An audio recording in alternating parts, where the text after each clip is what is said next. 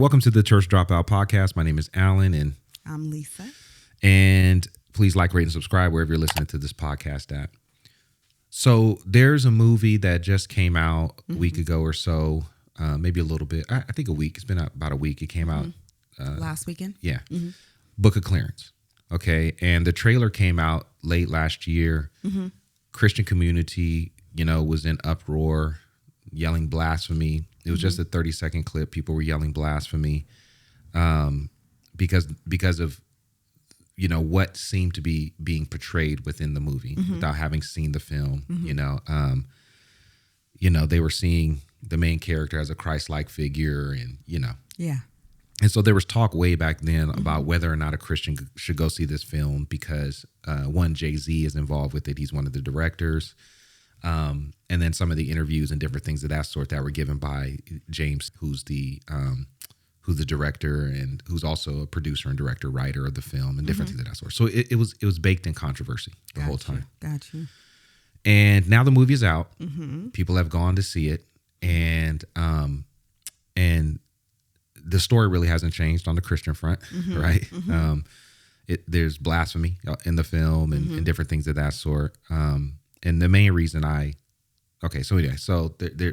Christians are still talking about the film and why this is not a faith-based film. And After seeing it, why it's not a faith-based film and why Christians shouldn't see this film, right? And I want to disagree with that. I think it's a film that Christians should see, but not for the same reasons, not for the reasons that people might feel like I'm saying this. Right. One, it is not a Christian film. Okay. It's not a faith-based film in the sense that it's meant to tell a biblical story. I know that there were some blogs, some popular Christian news outlets that were saying it was a faith-based film. I don't agree with that. I don't think it was meant to be a faith-based film. I think it was a story. And by the way, let me say this too, just as an aside. Christians are losing the storytelling war. I mean, I'm just being honest. Like, we just don't tell good stories. You understand what I'm saying? Like Jesus used story to illustrate parts of the kingdom and, to illustrate biblical truths and this, that, and this. We think everything has to be so literal all the time. We got to tell this straightforward story that has to stick to every nuance of scripture in order for it to be real or true, or you understand? And that's not even how story worked in the ancient culture. It wasn't based upon literal truth. Some of the stories in the Bible aren't based on literal truth. It's not how storytelling works. And we just got to get better at telling stories. Because this is what, honestly, I feel like the culture moves with is good storytelling. And we're losing, to be honest with you. But anyway, that's an aside. A lot of times we sacrifice art for ministry. Okay. Yes, yeah. Right. Storytelling is an art. Right. And we sacrifice that for ministry. And when we make it a ministry and pull it out of the art realm, then we strip it of its power. And then when we say it's ministry, it has to be shaped a certain way. It has to be very literal and you know what I mean? All of that type of stuff. So anyway, people were upset at the movie, right reasons, saying that it's not a Christian film. There was definitely an underlining theme with 5%erism or 5%ers, which is kind of like an offshoot of Islam, but it's something that's prevalent in hip hop culture, prevalent in Black culture. Its message wasn't overall gospel pointing to Christ, had some very strong spiritual themes in it. It was a good story. Having seen the movie, it was a good story. So I didn't see it as a Christian film. I wasn't going to see it because I thought it was a Christian film. Right. And so I think that this is a film that Christians should see. I think it's a film that Christians should go watch. And the reason why I believe that is not because I'm saying somebody's going to walk out of there believing in Jesus. Right. But art often imitates culture, right? Art often tells the story of how people think and what people are thinking about. And it gives us a doorway and an opportunity to have real conversations about where people really are. Right. I mean, the story was about a young man who was trying to find himself, in first century,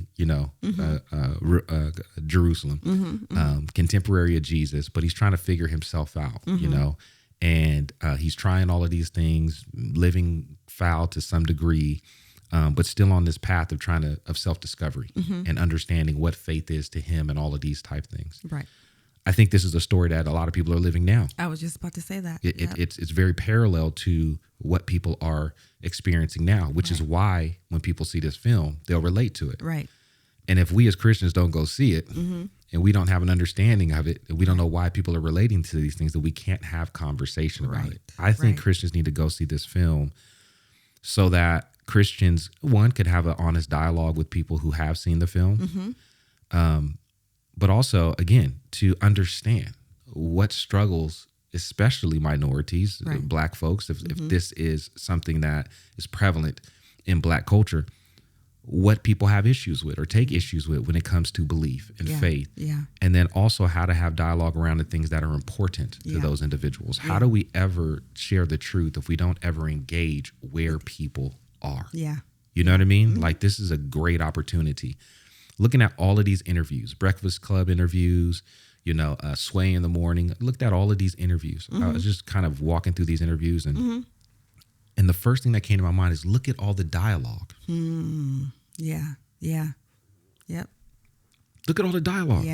You got people discussing the issues, they're discussing the content of the movie in relation to faith. And what is it that this really means? But yet we're on the side pointing the finger, saying, don't go watch it, condemning, right? And not engaging. I don't expect the world to be anything less than what the world is. Right. And we shouldn't, right? This is an opportunity to have conversations about things that really speak to where people are. You know what I'm saying? And I think it's a movie that, again, like, I think Christians need to go see this film for very practical reasons. I mean, that being one of them. But also, the film, there were some things in there, that had to do with, Black, contemporary issues that Black people face today. I'm trying to say it without spoiling the movie for people to go watch it. There were some things in there that could have been done without, or some things in there that were, they were throwing in there to speak to political issues or issues of the day and all of that type stuff. But again, these are things that we need to have conversations around. These are things that people are talking about at their dinner tables or at their family reunions, or they're talking about in the barber shop. Right. And this is a way that we need to engage culture and go see a film. To do that. You know what I mean? And opposed to worrying about it if it had every nuance of the gospel correct. How can we expect someone to have every nuance of the gospel correct if that's not the goal? Or that's not currently how they live. You understand what I'm saying? So I don't know. I just feel like as Christians, we almost push for this separatist culture. Like, we almost push for this alternate society where we don't engage anything within culture. We just point our fingers at it, condemn it out of fear, and then be done with it. You understand? We're above it. We're just on another level. You know what I mean? And they're, it's just, we're above it. You know what I mean? And I wonder, would if Jesus was here today, would he go see the movie? Well, I mean, when we look at the life of Christ, we can certainly say that Christ wouldn't be where we would think he would be. You understand what I'm saying? Exactly. It wouldn't be that Christ would be participating in sin, but he certainly wouldn't be in the places where certainly would be in places where sin is present. Or he'd be discussing ideas that have real world implications with people who need to hear that. And since you brought that up, I think one thing that I immediately thought of is, Paul in Acts 17. And in Acts 17, Paul is in Ephesus and he's waiting on his compadres to meet up with. And it says, as he was there, he looks around and he sees a ton of idols in the city. He looks around and he just sees, like, man, the city is full of idols. And so in doing that, he goes and begins to ask some questions, and he finds out that, the Jews hang out in the synagogue, and then there's also some individuals who hang out on this place called the Areopagus, which is where all of these thinkers would go and talk. So he goes to the synagogue, reasons with the Jews. He finds himself in the Areopagus, and he's talking to these religious folks who have ideas about life and faith and the afterlife, and he engages with them. He also engages with their ideas. He says it in that passage. He says to them, you have an inscription that says to an unknown God. Like, he's taking their teaching and saying, I can tell you who that unknown God is. Right. Right. And so we have to not only engage culture, but we got to engage with the ideas of culture. And here's the last thing that I'll say. When we just holler blasphemy and we do all of that type stuff, and we condemn the action of the worship that's taking place, I think is missing the mark as to what culture should be tearing down. The issue is not that people are worshiping, worshiping themselves. Right? Wait, let me rephrase that. Okay. It is an issue when people are worshiping themselves. But what we do is we attack worship, in opposed to attacking what they're worshiping. The problem is not that people worship. The problem is what they're worshiping. Right. And so my approach is not to go tell them, you need to stop worshiping. You need to, in a sense, I'm going to tell them you need to stop worshiping self, but I'm not going to attack their worship. Right. You understand what I'm saying? I'm going to say, listen, you're doing the right thing. Right. You are meant for worship. Right. But now let me help you to understand what you should be worshiping. I just think, like, as Christians, we have to begin to engage the world with thoughtfulness, not be so afraid of everything that doesn't look Christian or isn't Christian, or be offended by someone calling something Christian that it's not. Again, I'm concerned with those things too. I don't want people to be deceived into believing that this is the Jesus of Scripture or that this is the gospel. I agree, but that's why we need to engage it. We don't just put our hand up and just say blasphemy and then walk off. Right. No, we go see, and then we engage the conversations that are happening, because no matter what we do as Christians, people are going to go see it. Right. And you can tell them, you can tell them all day long, I didn't go see it because it was a blasphemous film and all this type stuff. They're not concerned with that. Right. They're going to go see it.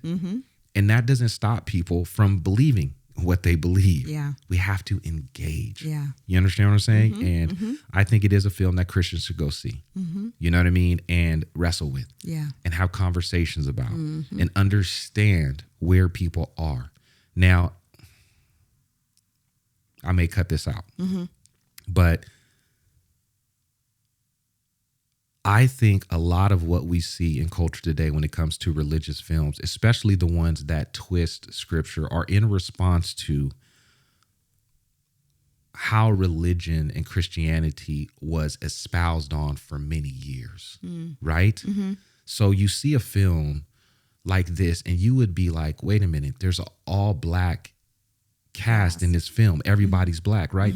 Okay, but that's a reaction to every biblical film not having anyone of color in it. So it's a reaction. And this is why we got to be, we have to be patient and we have to be thoughtful because people are responding and reacting to certain things. Right. And if we just condemn it, then we miss the big picture. Right.